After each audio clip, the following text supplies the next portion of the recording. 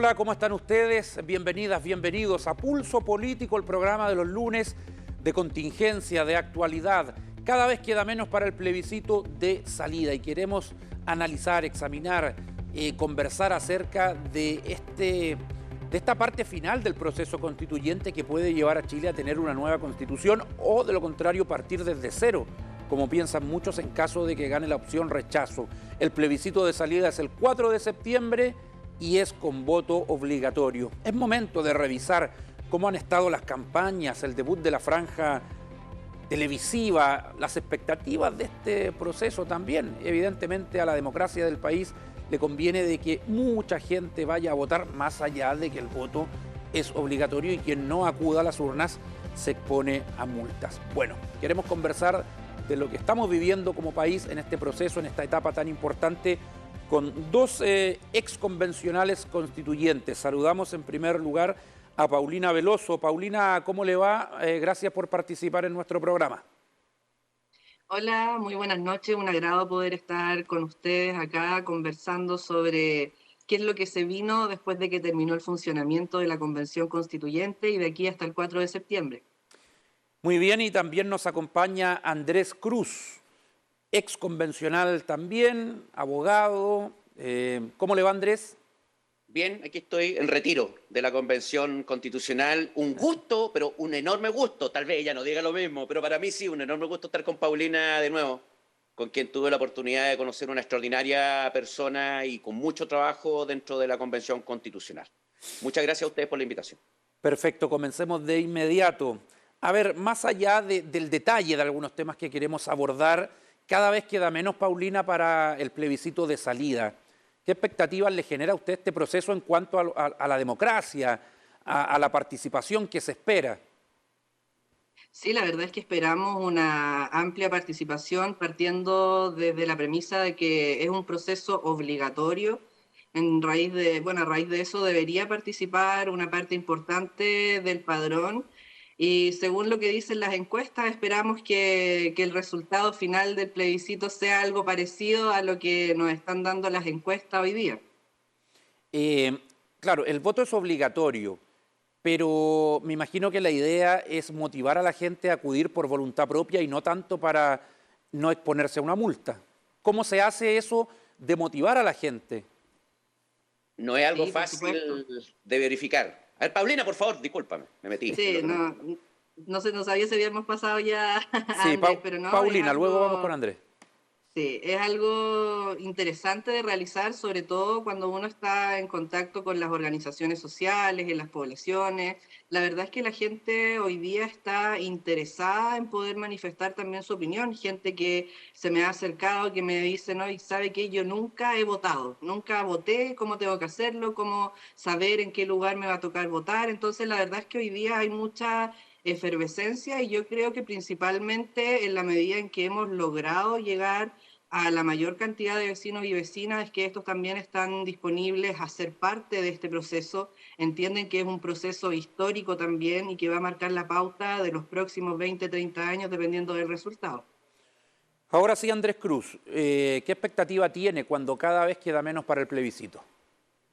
Mira, tomando en consideración las experiencias pretéritas en materia de el voto obligatorio, y teniendo también en cuenta que esta elección es la única en la que por el momento, se va a exigir la concurrencia obligatoria de emitir un sufragio dentro de este ciclo que cierra el proceso de tres elecciones, plebiscito de entrada, votación por convencionales y plebiscito de salida. Yo calculo que alrededor de un 65-70%, siendo optimista, debería concurrir a emitir su decisión. Siempre hay un remanente de personas que no tienen interés, que no están informadas o que sencillamente les es absolutamente indiferente lo que ocurra con este proceso, que es difícil poder convencerlo de que vaya a emitir su decisión. Inclusive si puede ser un voto en blanco o anularlo, eso no tampoco es tan sencillo. Veamos también qué ocurre finalmente con el resultado de esta votación. Hay varias personas que se han manifestado en torno a no tener clara cuál va a ser su postura. Ojalá que decanten de aquí a este tiempo que nos queda para que finalmente logremos que sea una decisión contundente que permita finalmente evitar de que existan cuestionamientos en torno a una u otra opción. ¿Qué espera usted de lo que se va a vivir el 4 de septiembre en cuanto al proceso en sí? Algo deslizó de que se den las garantías, de que se respeten los resultados. Generalmente en Chile es así. ¿Podrá mantenerse esa tendencia de respeto por el resultado? Ojalá, yo creo que tuvimos lamentablemente ciertas visiones por parte de voceros de algún tipo de, no voy a decir quién para evitarnos problemas, en torno a que habían cuestionado la posible intervención que el gobierno podía realizar en las elecciones, así como cualquier otro que pudiese cuestionar los resultados por tener posiciones más radicalizadas de cualquier sector, nos haría mucho daño. Yo creo que aquí ya tenemos que superar esto de estar tratando de solucionar o tratando de excusarnos para solucionar nuestras diferencias con palo y piedrazo, y hay que hacerlo con un lápiz. Y ahí la trascendencia que se haya canalizado toda esta efervescencia, toda esta inquietud en torno a una salida institucionalizada a través de la Convención Constitucional, que se dé a través de las urnas. Tal vez era mucho pedirle a la Convención Constitucional que solucionara una fractura social y política que venía arrastrándose de hace decenas de años. Pero no podemos no exigirle a este proceso del que es parte de la Convención Constitucional que tengamos una salida pacífica y democrática en torno a lo que pretendemos de aquí hacia adelante, cualquiera que sea la opción que triunfe en el plebiscito de salida. Paulina Veloso, ¿el CERVEL les da garantías? Bueno, el CERVEL como institución, yo creo que sí, pero también tenemos que entender que más allá del CERVEL y la estructura que tengan, el proceso electoral se lleva a cabo por personas. Por ejemplo, acá en la comuna de Lota son personas que son de acá mismo, las que componen la junta, las que están a cargo de los locales. Entonces, en ese camino, la verdad es que nosotros hemos optado por fiscalizar, por tener apoderados generales y apoderados de mesa en todos los locales de votación. ¿Y por qué? Porque la verdad es que en el mismo proceso presidencial yo vi anomalías en el proceso, vi situaciones que no correspondían, las dejamos también de manifiesto en su oportunidad. Entonces, hoy día lo estamos pidiendo a la ciudadanía, no solamente que concurra a las urnas a votar, sino que también que se hagan parte del proceso siendo veedores, siendo fiscalizadores del mismo, porque yo no tengo la misma confianza que tiene Andrés, y la verdad es que yo creo que independiente del resultado, ya sea que gane el apruebo o que gane el rechazo, yo la verdad es que no auguro un final muy feliz. Yo, independiente de los porcentajes, también creo que va a ser un proceso bastante difícil el que se nos viene por delante, independiente del resultado. Porque si gana el rechazo, van a volver probablemente estas personas que hicieron todo el tema del estallido social, van a volver a volcarse a las calles, y ahí va a ser un problema ya para el presidente Boric. Y viceversa, si gana el apruebo, probablemente también se va a objetar la legitimidad, dependiendo del porcentaje, del intervencionismo que hemos visto por parte del gobierno, incluso en la actualidad. Entonces el proceso yo creo que Pero Paulina, está... sí, ¿por qué le ¿Sí? causa ese temor? Por ejemplo, en algún momento se pensó que cuando perdió José Antonio Kast con Gabriel Boric, podría haber algún tipo de queja, de proceso, de fraude, pero no ocurrió nada. ¿Por qué debiera ocurrir ahora? Sí, bueno, en esa oportunidad no se hizo ningún reclamo, porque también hay que ver que la diferencia de votos era bastante importante. Entonces, más allá de las mesas que se pudieran objetar, en las que, por ejemplo, yo en Lota, que estuve en un colegio grande, en 3 mesas yo vi cómo los chicos que conteaban los votos marcaban los que estaban en blanco. Alcancé a detener 3 de esas intervenciones.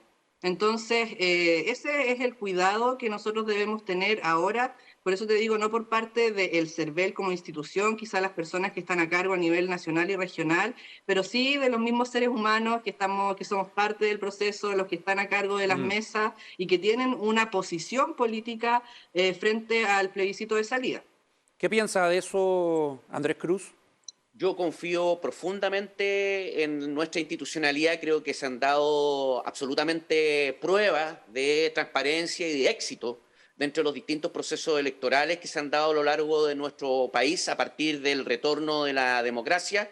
No creo que haya evidencia suficiente como para cuestionar de antemano lo que pueda ocurrir, sin perjuicio de situaciones excepcionales, que tal vez las hayan en todas partes y siempre, pero de ahí a poner en entredicho de manera anticipada los resultados del proceso, a mí no me parece adecuado. Yo creo que sea cual sea el resultado de salida, hay que respetarlo, hay que respetar también a quien sea derrotado en esa oportunidad y hay que tomar en consideración, y aquí coincido sí con Paulina, en términos que lo que se nos viene encima con posterioridad, ya sea a través de un proceso de implementación, si es que felizmente gana el apruebo, o a través de un proceso de tener que enfrentar lo que significa volver atrás con el rechazo, hace muy complejo lo que se viene por delante y se requiere unión y se requiere liderazgo, indudablemente. Pero yo no coloco en entredicho en ningún caso una institución que está conformada por representantes de distintos sectores, que de hecho intervienen en cómo se realizan justamente los procesos no solamente de implementación, sino que también de escrutinio.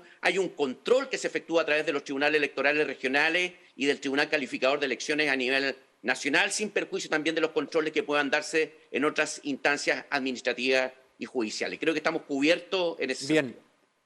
Me quedo contigo, Andrés. Varios analistas políticos, viendo la historia reciente de Chile, han dicho que la franja televisiva del plebiscito del sí y el no fue decisiva. No sé si acá se puede hacer la comparación, pero ¿qué te pareció el estreno de la franja televisiva, en especial la franja del apruebo? Bueno, creo que hay en ambas franjas un afán de volver al... aprendieron la lección del 88, no lo sé. En términos del plebiscito, ambas se quieren parecer. Lo que a mí me parece positivo es que dentro de la campaña del rechazo yo veo más optimismo, sin perjuicio de la crítica que yo pueda formular en torno a la información que se tiene. Hay interpretaciones legítimas que pueden ser distintas. Y en torno a la campaña del apruebo, creo que hay distintas percepciones en torno a lo que obviamente constituiría seguir un camino u otro. Yo creo que esta posición variopinta, esta actitud que denota que son distintas posiciones las que están aglutinadas en torno al apruebo pueden también significar una perspectiva como la que estamos viendo. A mí me gustaría ver lo que ocurre así más adelante. Creo que muy luego. Muchos señalan que no hay mucha novedad, que tal vez lo destacable del apruebo es que está recurriendo a figuras o rostros conocidos y que muchos actores le habría dado el palo al gato. Algunos señalan con el sketch de Los Venegas, por ejemplo, que es ese el camino que habría que seguirse en torno a tocar la tecla emocional frente a las consecuencias de un proceso como el que estamos viviendo. Paulina Veloso, ¿qué le ha parecido la franja del rechazo? Los partidos de Chile Vamos han dicho, dejamos la franja en manos de las organizaciones, de la ciudadanía, queremos que ellos sean protagonistas. ¿Qué le ha parecido?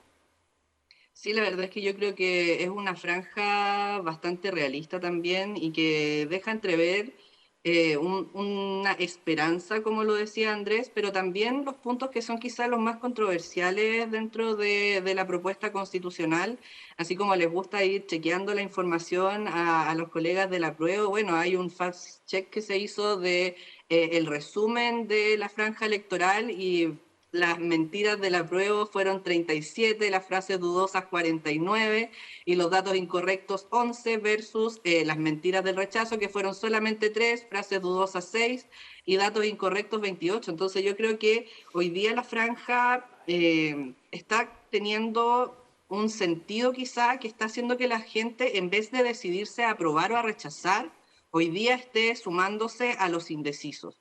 ¿Por qué? Porque en el fondo creo que aún así, aunque se le ponga emocionalidad, aunque se trabaje con personas comunes y corrientes, como lo es la franja del rechazo, la verdad es que no está logrando generar un impacto real en la decisión de los votantes indecisos, todo lo contrario.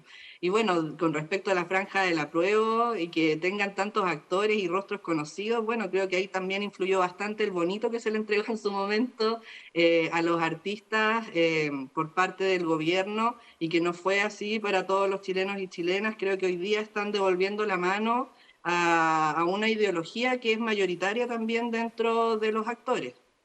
Ahora, ¿cuánto pesa una franja televisiva en el resultado final, Paulina? A mi parecer, yo creo que en esta pasada la franja no va a ser tan decisiva como el conocer el contenido de la propuesta constitucional por parte de la gente. Yo creo que la franja está mostrando como temas que son bastante más idílicos y no que dicen relación directa con el contenido de la propuesta. Ahora, Paulina, tú dijiste, bueno, se hizo un chequeo del dato erróneo, de la noticia. Bueno, puede ser un dato erróneo o una noticia falsa y el otro lado tener 30 pero no deberíamos tener ningún error de supuesto. datos, ninguna falsa noticia. Entonces, si ambos comandos caen en lo mismo, no es bueno para la democracia, más allá de la Por diferencia en el supuesto. número. Por eso, Francisco, yo creo que está el tema de que en vez de que la gente esté tomando una postura después de ver la franja, está quedando indecisa, porque en el fondo no se están aportando antecedentes claros y concretos que estén en la propuesta constitucional. Andrés, ¿cuánto pesa la franja? ¿O ya no tiene el mismo nivel de hace 30 años atrás? No creo que tenga el mismo nivel de hace 30 años atrás, indudablemente que hoy existen otros medios, otras formas de expresarse a través de redes sociales. Las informaciones son o los sketches o el mensaje mucho más corto. Yo creo que, si me apuran, la franja tiene importancia porque permite sacar insumos que son utilizados por parte de las redes sociales y que se replican, y que son de muy breve duración, para los efectos de ir generando una lluvia de información que, y aquí yo coincido con Paulina en términos que suele ser confusa. No estoy de acuerdo con Paulina en el término del bono y que los actores puedan ser de una tendencia u otra. Creo que es simplificar mucho el asunto. Pero sí creo que indudablemente que ojalá que la información que llegue a la ciudadanía sea lo más clara posible en torno a ciertos aspectos que puedan inclinar su votación hacia uno u otro lado. Aquí hay que ser también súper transparente. En general, no en general, cuando se trata del derecho, las normas son interpretables. Todos podemos interpretar las normas. Cuando se trata de estos estudios de opinión en términos de decir qué es falso, qué es verdadero, también va a depender de quién quiere hacer una lectura en uno u otro sentido. Y por lo tanto, hay que tener cuidado con esas afirmaciones un tanto duras que puedan expresarse de uno u otro comando en torno a lo que expresa uno u otro. Yo creo que lo mejor es respetarse y asumir que somos legítimos contradictores dentro de posiciones que son iguales de valederas para en el mes de septiembre. Andrés, ¿cuánto Francisco, pesan? si me permite. Sí, por favor, Sí. dale. Es que en relación a lo mismo que dice Andrés, el texto tiene muchas ambigüedades y por eso da para muchas interpretaciones. Por eso cuando se habla de los fake news y esos temas, la verdad es que ya llega a ser como que te aburre el ¿Tú tema. crees que un porque en el fondo son recurso interpretaciones. lo ves como un Es para concepto invalidar. manoseado? Sí, y que busca invalidar la postura de quien tienes adelante, porque la verdad es que yo creo que este texto da para muchas interpretaciones. Probablemente aquí habemos 3 personas hablando y los 3 podemos tener una interpretación distinta de una norma en particular. Entonces, para mí el tema de los fake news, yo por eso lo quise traer a colación, porque para mí no son fake news, al igual que para Andrés, son interpretaciones que se pueden hacer con respecto al texto. ¿Por qué? Porque efectivamente no es lo suficientemente claro como para dar certezas en distintos temas. Paulina, ¿cómo te tomas tú las encuestas? La última CADEM dice que el rechazo está 10 puntos arriba del apruebo. Encuestas que han acertado en muchas ocasiones, pero que también se han equivocado. ¿Cómo lo tomas tú? No, la verdad es que yo creo que las encuestas solamente están midiendo el pulso, la temperatura de lo que ocurre hoy día en las calles, pero la gran encuesta es el 4 de septiembre, así que yo siempre llamo a la gente a no confiarse, a participar, a ayudar a difundir, a ser parte del proceso, porque la verdad es que esto no está ganado hoy día. Hay una parte importante de chilenos y chilenas que están indecisos y es importante llegar a ellos con el mensaje, con el contenido de la propuesta. Yo en eso soy majadera también, más que entregarle una hojita a la gente con por qué rechazar. Yo creo que es importante hablarles desde el contenido de la propuesta constitucional para que solos puedan tomar su decisión y que en definitiva, mientras más la escudriñan, se definen a votar por el rechazo. Pero sería un error celebrar antes de tiempo. Por supuesto, siempre. Andrés, ¿cuánto pesa del horno se quema el pan. Así como preguntamos recién cuánto pesan las piezas audiovisuales de la franja, las encuestas, tú sabes que muchos, dependiendo del resultado, las celebran o las critican, pero todos las ven. ¿Cómo lo tomas tú? Creo Y que este eventual triunfo del rechazo. Es un insumo valioso para determinar el pulso de la tendencia que puede darse. Quizás los porcentajes podamos tener algún grado de diferencia, todos sabemos que hay porcentajes de errores, todos dan por sentado que, por ejemplo, una opción baja o sube 1 o 2 puntos y ya vendría a ser una diferencia catastrófica en torno a la semana anterior cuando está dentro del margen de error. Lo importante es determinar las tendencias, informarse de manera adecuada. A mí me ocurre algo contrario a Paulina. Yo cada vez que explico el texto doy a conocer cuáles son las puertas y alternativas que nos abren, la gente se decide por el apruebo. Qué cosa más curiosa. Y por lo tanto creo que es importante seguir trabajando hasta el final para que luego efectivamente el 4 de septiembre la ciudadanía se pronuncie en torno a cuál es la opción que le parece más adecuada. Pero el rechazo aparece 10 puntos arriba del apruebo. ¿Tú crees que eso puede generar cierta preocupación o acá los comandos se lo tienen que tomar con calma y seguir trabajando porque esto puede revertirse? Hay que ocuparse y preocuparse, se puede revertir la tendencia y hay que estar atento en torno a que esto significa que hay que trabajar para los efectos de informar adecuadamente lo que es el contenido del texto, y no solamente el contenido del texto, sino que las propuestas o las alternativas que se abren frente a lo que vaya a ocurrir más adelante. Yo no las miro con indiferencia.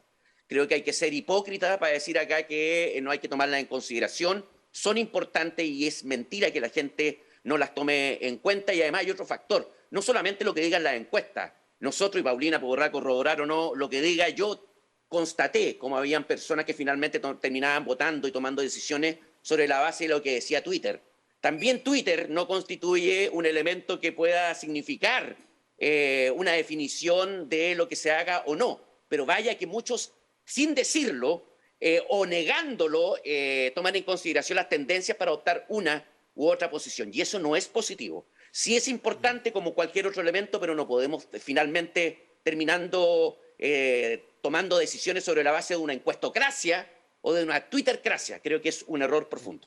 El gobierno tiene una campaña informativa que ha sido duramente criticada por un sector de la centroderecha de estar interviniendo electoralmente. ¿Tú crees eso también, Paulina? Sí, por supuesto. Yo fui testigo en Los Ángeles de cómo se le pedía a las personas no solamente su nombre, sino que también su número de teléfono, porque a lo mejor le podrían haber pedido el nombre y el RUT para el registro, pero le pedían el nombre y el teléfono para poder entregarle una copia del texto constitucional, mientras que hoy vimos que el mismo equipo está en Mulchen y lo está entregando nada más a la gente sin pedirle ningún dato, porque en eso consiste la campaña de El Chile Vota Informado. Entonces, yo creo que es efectivo que el presidente también en todos estos temas de seguridad se ha olvidado un poco de gobernar y hoy día se ha convertido en el jefe de campaña del apruebo. Entonces, esa es una situación bastante complicada, yo no la veo con muy buenos ojos y creo que se está errando el camino también, porque en el fondo la gente se está dando cuenta de todas estas cosas que se están haciendo para tratar de inducir a la gente a votar de una o de determinada forma. Hay 2 chicas de Los Ángeles que me avisaron que después de que ellas dieron sus datos, las agregaron a grupos de WhatsApp del apruebo. Entonces ahí es cuando uno puede constatar que efectivamente se estaba trabajando por construir bases de datos que iban a ir en beneficio de una campaña determinada. Paulina, ahora en el gobierno del presidente Piñera también se acusó en su momento de intervención. Y si vamos mirando hacia atrás, en todos los gobiernos se acusa intervención. ¿No crees que se le da demasiada importancia o poder al gobierno de turno cuando la gente en su conciencia es la que decide?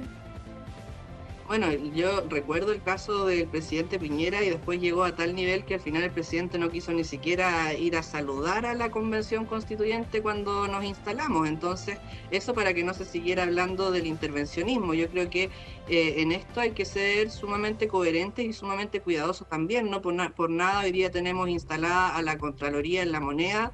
Y yo creo que a raíz de esto mismo que nosotros denunciamos es que hoy día ya no se está pidiendo el número de teléfono, sino que se está entregando nada más la propuesta constitucional. Nosotros no estamos en contra de que se entreguen los textos, en eso tenemos que ser súper claros. Es importante que la gente se informe, pero que esto no sea a costa de que después vayan a terminar en algún grupo de campaña de uno u otro bando. Nos vamos a separar 1 minuto aproximadamente y volvemos y le damos la palabra a Andrés Cruz para que también opine acerca del rol del gobierno en este camino al plebiscito.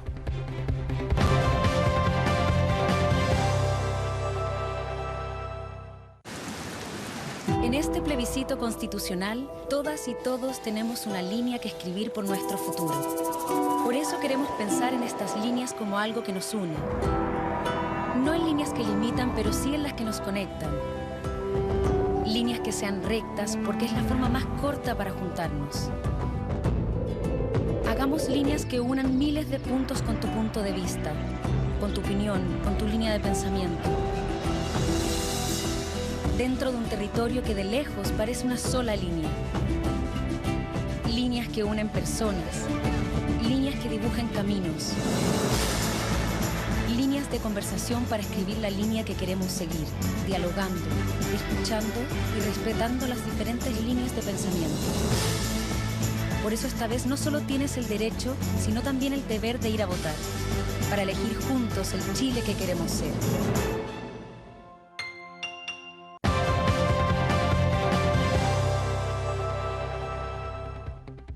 Ya volvemos a Pulso Político analizando este camino al plebiscito de salida del 4 de septiembre. Andrés Cruz, por un lado está el rol del gobierno, aplaudido por sectores progresistas que se cumple con el deber de informar, criticado por la oposición. Por otro lado, el rol de Contraloría, que algunos han encontrado inédito, mediático, el que se instalen en la moneda, otros dicen que está ejerciendo su rol. ¿Qué te parece a ti todo esto? Bueno, sin ser un fan incondicional de este gobierno, debo manifestar que este mismo discurso lo he escuchado en más de alguna oportunidad, no es ninguna novedad. Creo que la Contraloría está ejerciendo su rol, no sé si instalada, pero sí efectuando una investigación que corresponde a la función que es la que le está asignada por esta Carta Fundamental y también por la futura propuesta que viene reforzada a la Contraloría General de la República. Tomando en cuenta además que es menester que la ciudadanía se informe en relación al proceso que se está viviendo, que tengan a su disposición las propuestas de nueva Carta Fundamental. De hecho, es lo que más pide a la gente, es tener justamente un borrador para poder tener la posibilidad de leerla. Ideal sería efectuar un trabajo de comparación con la actual Carta vigente para constatar de que las lecturas o interpretaciones en distintos sentidos se dan también en los pasajes bastante oscuros que tiene la Constitución de 1980, que no es uno, son muchos, y que es propio de una carta de estas características, y que buenamente tiene principios que se pueden también enmarcar en un proceso histórico que si queremos que se dé de aquí a 20 años, obviamente tiene que tener los ribetes de flexibilidad o maleabilidad que le permiten ir adaptándose a los nuevos requerimientos y necesidades. Creo que es un desafío enorme el efectuar en todo caso un trabajo que logre no caer en la tentación de influir en la persona del elector. Ahora, en cuanto a la firma, esto se hace y se hacía en el anterior gobierno como en este para los efectos de cumplir con una política pública. Hay también medidas de control que se tienen que verificar para no estar entregando el mismo insumo 10 veces a la misma persona. Andrés, ahora, ¿te parece que... Creo que es importante eso. Sí, las autoridades, los ministros, ¿te parece que han estado siendo neutrales o tú crees que se han dado señales de que se les nota que van por el apruebo? Y te lo pregunto fríamente. Yo creo que han estado en su trabajo sin perjuicio de que podrían darse algún tipo de excepciones en términos de que alguna persona pudiese haber ido más allá de lo que se requiere. Sin perjuicio de ello, la situación está en estos momentos bajo control y se ha constatado que se ha hecho un trabajo netamente informativo. ¿No? Yo no le veo mayor relevancia a esa circunstancia. Si no me equivoco, la alcaldesa de La Pintana dijo que ya estaba harta de la Contraloría, dio a entender eso y que ya estaba rayando la papa al Contralor y que nadie le iba a coartar su libertad de expresión. ¿Qué te parece eso, Andrés? Sí, lo que pasa es que ahí hay otro problema. Lo que ocurre es que en la municipalidad en general, no necesariamente aquellos que están por el apruebo o también por el rechazo. Aquí han venido alcaldes y han dicho yo voy por el rechazo o por el apruebo. Sí, ojo. El punto es la utilización de los espacios de las municipalidades para efectuar actividades de cualquiera. Ahí ya es más delicado.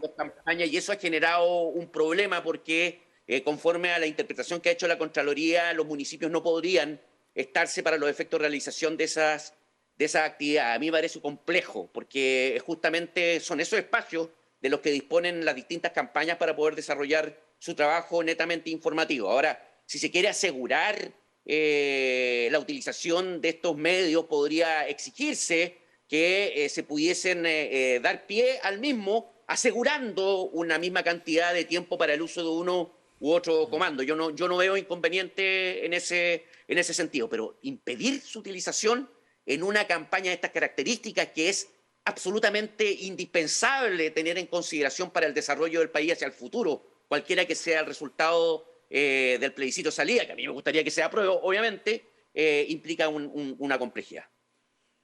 Paulina, ¿está ahí, cierto? ¿Conectada? Sí, por supuesto. Paulina, ¿qué piensas tú como exconvencional, más allá de la opción por la cual va a votar, que está claro que es la opción rechazo, cuando tanto las personas que van por el apruebo como las que van por el rechazo dicen, a ver, la convención trabajó un año, pero gane quien gane, esto va a continuar. Y pasa que hace meses atrás era el camino es apruebo o rechazo. Y ahora de ambos comandos se dice, no, si gane quien sea, esto va a seguir después. No es quitarle validez al proceso, más allá de que gustara o no cómo se vio en el camino, o tú crees que eso se da porque en ambos sectores hay conciencia de que fracasó la Convención Constituyente. Yo creo que es efectivo tu última afirmación. Yo creo que estamos claros con Andrés, nosotros dialogamos bastante, generamos algunos consensos ahí también, por eso que hoy día sea vocero del apruebo también me provoca como una cosa media contradictoria, pero obviamente lo respeto. Pero creo que en general la convención fracasó en su tarea de dialogar y de encontrar las mejores soluciones para las distintas temáticas sociales que se nos planteó en el estallido social.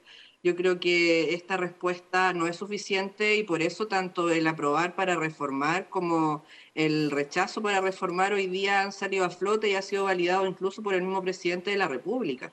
Ahora, ¿cuál de los dos procesos es más viable? Bueno, ya tenemos la posición, por ejemplo, de hoy día del presidente del PC, de Guillermo Tellier, que dijo que qué es lo que le van a cambiar a la propuesta constitucional si es como la mejor, es como idílico, no hay nada que mejorarle. Entonces yo creo que ahí dentro del mismo apruebo tienen posturas bastante distintas, sabemos que incluso hay algunos errores que sí o sí se tienen que cambiar, como en el tema de la pérdida de la nacionalidad. Entonces, hay ahí una problemática que es importante, así como en mi sector también hay algunos que no están de acuerdo con reformar y en eso también tenemos que hacernos cargo. Los sectores más extremos, si es que llegase a ganar la opción del rechazo, también han desistido de esta opción y yo creo que hoy día lo único claro es que la gente efectivamente quiere una nueva constitución. El 78% de la ciudadanía en el plebiscito de entrada dijo que quería una nueva constitución. Siempre me dicen sí, pero el 78 del 35 que fue el que participó, no importa, pero son los que les interesaba tener una nueva constitución.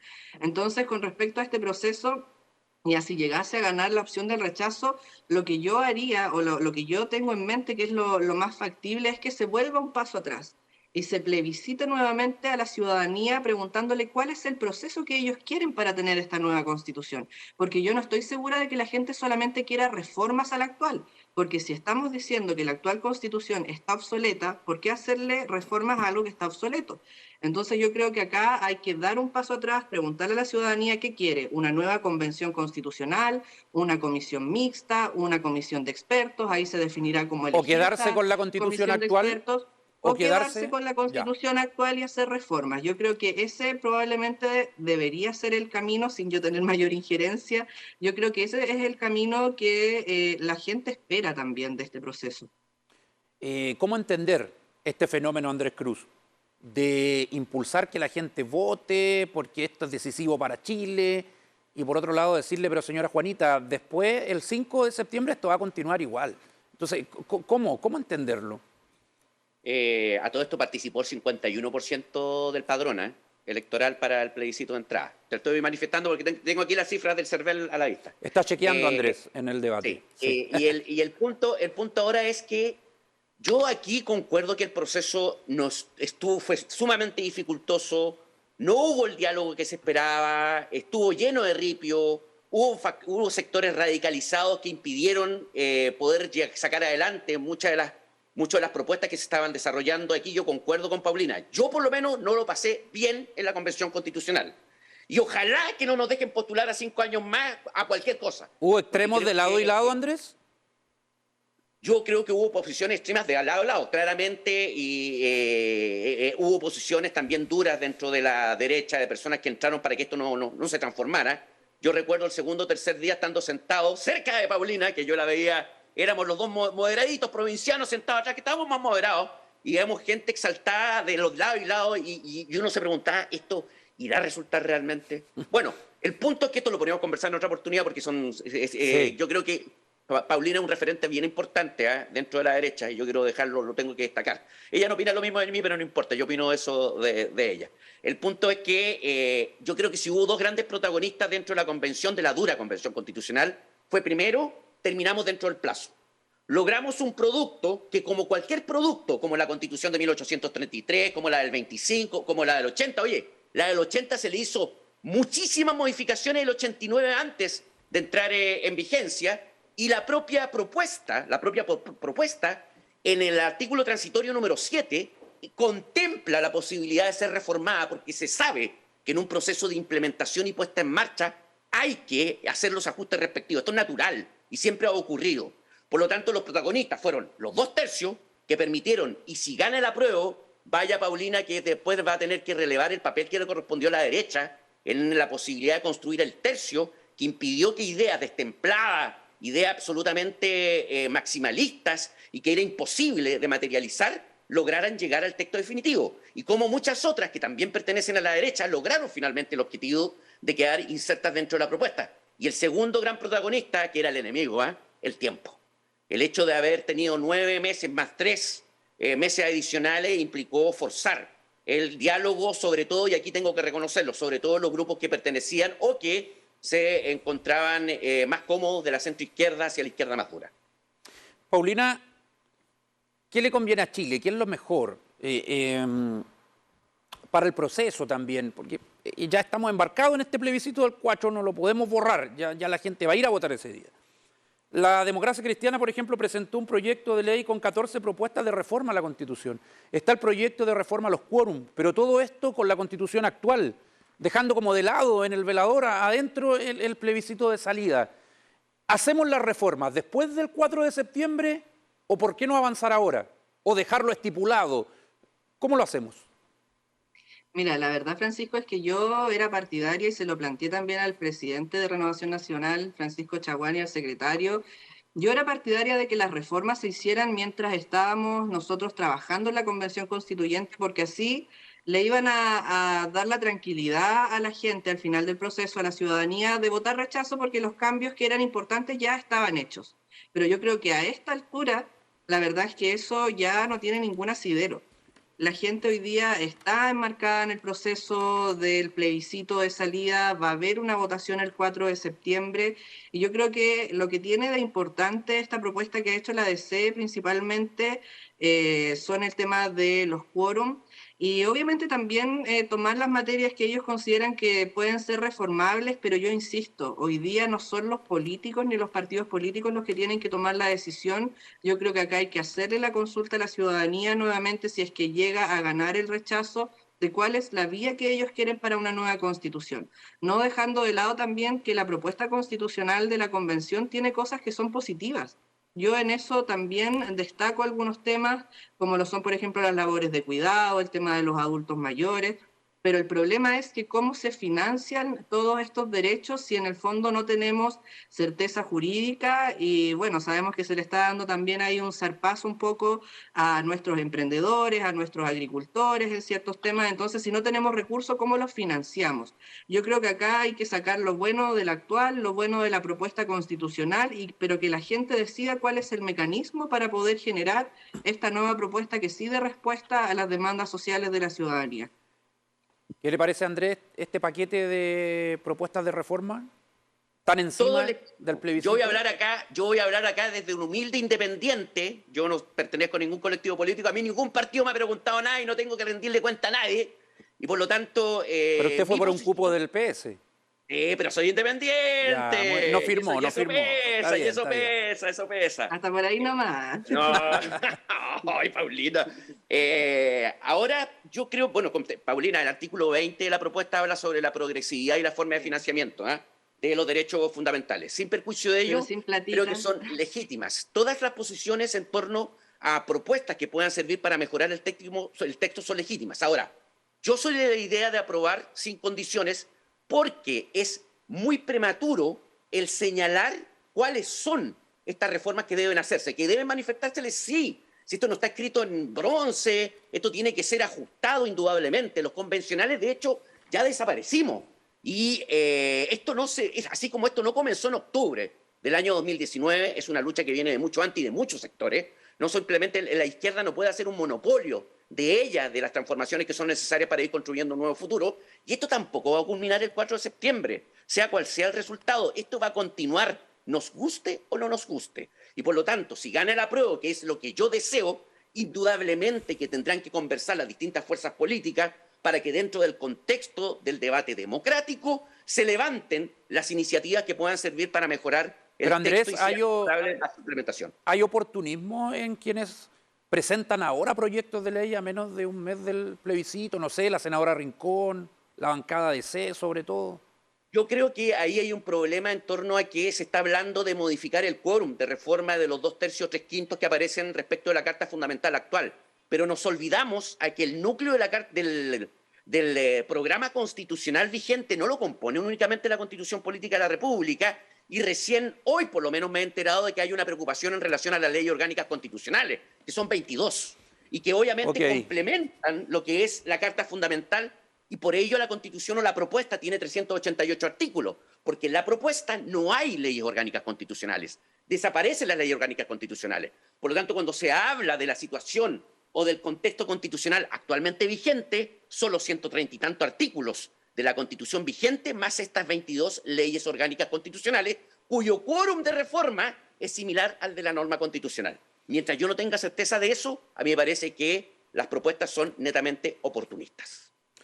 Paulina, Andrés, pero ¿cómo reformas, cómo apruebas para, o sea, después de reformas, si ya tienes al PC que te va a poner ahí un veto porque Telier no está de acuerdo con Paulina, generar es un partido y para los efectos de promover y mover la reforma, acá estamos muchos sectores de la izquierda moderada, institucionalizada, dialogante. Pero tú no eres militante. Como yo estoy conversando contigo, perfectamente podríamos llegar a un acuerdo en poder incorporar Paulina, muchos aspectos que injustamente no fueron considerados en la Convención Constitucional y que vinieron de propuestas de la derecha que representa Paulina acá. Pero Paulina, así como tú me refieres al Partido Comunista, yo te puedo hablar de tu sector, de otras colectividades que se niegan a todo tipo de transformación. Y lo vivimos tú y yo dentro de la Convención. Y que por lo tanto yo a ellos no les creo. A ti te creo, Paulina. Pero a ellos, a los que siempre se han opuesto a todo tipo de transformación que pudiese abrir y profundizar los caminos hacia la democracia, no confío en ellos. Estimados, en honor al tiempo, una última pregunta y que seguramente va a resumir su pensar. Paulina, ¿por qué votar rechazo el 4 de septiembre? Yo creo que principalmente para quienes somos cristianos, la verdad es que esta propuesta constitucional de la Convención trastoca todo aquello en lo que nosotros creemos, en lo que nosotros tenemos fe, en la familia que ya no está como núcleo fundamental de la sociedad independiente, que dentro de la misma comisión en la que yo estaba logramos que se consagrara su existencia y protección. Creo que los derechos sociales también, la solución que nos da la Convención con respecto a ello es mirada desde un estatismo que la verdad es que es avasallador. Y por otro lado, el gran problema que van a generar estos derechos garantizados y privilegiados en algunos casos de los pueblos indígenas son un temazo, sobre todo en nuestra región, más después de que conocimos la realidad de estas 3 comunidades indígenas que estaban pidiendo el borde costero, que hoy día es en razón de la ley Lafkenche, pero que con la propuesta constitucional ellos van a tener un derecho adquirido sobre los bienes naturales o los recursos naturales que les han pertenecido ancestralmente. Entonces, la verdad es que por eso yo creo que es importante rechazar, porque se dan mayores certezas con respecto a esto y todos sabemos que queremos una nueva constitución, pero lamentablemente esta no, porque no da solución a estas problemáticas. Andrés Cruz, ¿por qué aprobar? Porque nuestra Constitución y sus leyes orgánicas constitucionales fueron levantadas sobre la base de un contexto completamente diferente, con desafíos distintos. Estamos hablando del contexto de la Guerra Fría, de la desconfianza hacia la participación popular, de la democracia protegida. Para mirar hacia adelante y abrir alternativas, porque la Constitución genera un marco y a partir de ese marco se va a generar un debate democrático para establecer políticas públicas que permitan la implementación de un Estado social y democrático de derecho, como señala el artículo 1. Porque asegura la participación ciudadana en un capítulo completo para dar pie a la democracia directa, que permitan derogación e iniciativas populares de ley, una actualización de los derechos fundamentales, un capítulo completo destinado a probidad y función pública, una actualización de los tribunales de justicia, una profundización a la autonomía de ciertos órganos, la creación de una agencia del agua, para los efectos de materializar el derecho humano al agua, la consagración del derecho a vivir en un medio ambiente libre de violencia, en la cual se consagra un estatuto de garantías como es la tutela de derechos fundamentales. Si queremos abrir puertas, votemos apruebo. Y no nos quedemos anquilosados en el pasado mirando hacia el principio del siglo XX o mediados del siglo XX. Y eso es el rechazo. Vamos a estar midiendo el ambiente, todo lo que se nos viene ya en los próximos programas, los lunes que quedan antes del plebiscito del 4 de septiembre, que no son muchos, ¿sabes? Porque el plazo está avanzando rápidamente y ya se nos viene encima ese proceso. Paulina Veloso, ex convencional constituyente, muchas gracias por participar de nuestro programa. Muchas gracias, que tengan una muy buena noche. Don Andrés Cruz, gracias por conversar con nosotros también acá en TVU. Gracias a ustedes. Chao, Paulina, que estés muy bien. Un abrazo. Nos estamos viendo. Ojalá no en otra convención, Paulina. Ojalá no en otra convención. No, nos vamos a ver el jueves en el debate en la UDD. Ah, ya pues, ahí nos vemos. Vale, listo, un abrazo. Ya, ahí pueden conversar ahora preparando ese debate. Muchas gracias nuevamente a ambos. Gracias a ustedes también en sus casas. Que estén bien. Mañana, mensaje directo en este horario.